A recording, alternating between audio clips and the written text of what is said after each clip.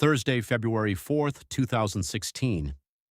At around 3:30 p.m., a printer kept in the high security area on the 10th floor of Bangladesh Central Bank suddenly started showing some errors.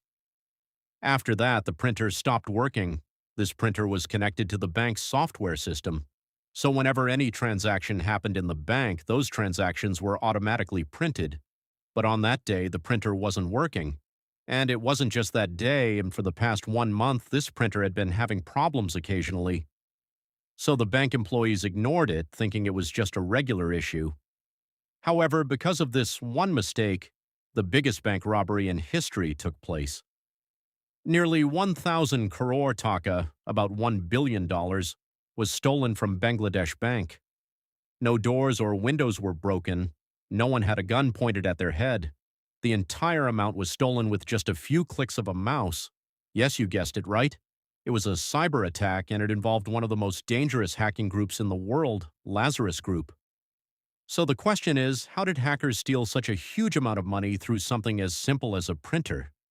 Did the Bangladesh government manage to catch those hackers? And were they able to recover the money? I'm Mithul, and you are watching the Romanchpedia YouTube channel. Today we will talk about the 2016 Bangladesh Bank heist. So let's begin. In May 2015, about 9 months before the Bangladesh bank robbery, 4 bank accounts were opened at RCBC Bank in Manila, Philippines. Each account had only $500 deposited. After opening those accounts, the account holders never came back to the bank again. The accounts just remained there. But these 4 accounts were directly connected to the Bangladesh bank robbery. How?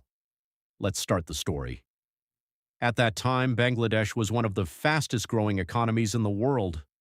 Industries, trade, and agriculture were growing rapidly. However, the economy was still not strong enough to easily absorb a shock of $1 billion. In January 2016, about a month before the robbery, Bangladesh Bank received an email from an account named Russell Alam. The email contained a job application. The email included a CV and some attached files. At first glance, it looked like a normal email, but it was actually a trap set by hackers. The attachments contained malware. When 3 bank employees downloaded the file, the malware was installed on the bank's computer system. Soon the malware spread through the entire banking network like cancer, giving hackers full access to the bank's systems. Even though the system was hacked in January, the money wasn't stolen immediately. For about 1 month, the hackers carefully observed everything: how the bank operated, how transactions were processed, which days were holidays, which employees logged into which computers. Exactly 1 month later, on February 4th, 2016, the hackers entered the system again for the final time. From their observation, they realized that if they wanted to steal a large amount of money, they would need to use the bank's SWIFT system. The SWIFT system is an international network used by banks around the world to send money transfer instructions. It is extremely secure.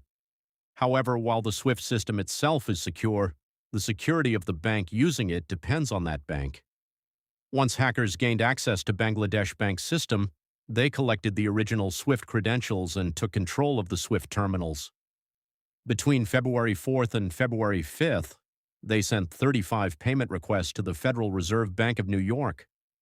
The total amount requested was $951 million.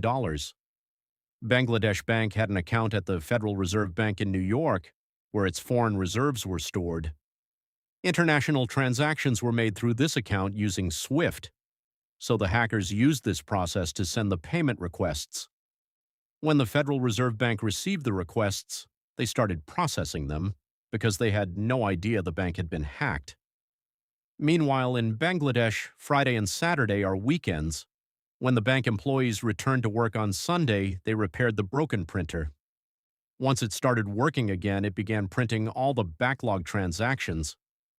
The employees were shocked to see that 35 payment requests worth nearly $1 billion had been sent. By that time, $20 million had already been transferred to a Sri Lankan account named Shalika Foundation. Bangladesh Bank immediately requested the Federal Reserve Bank to stop the transactions.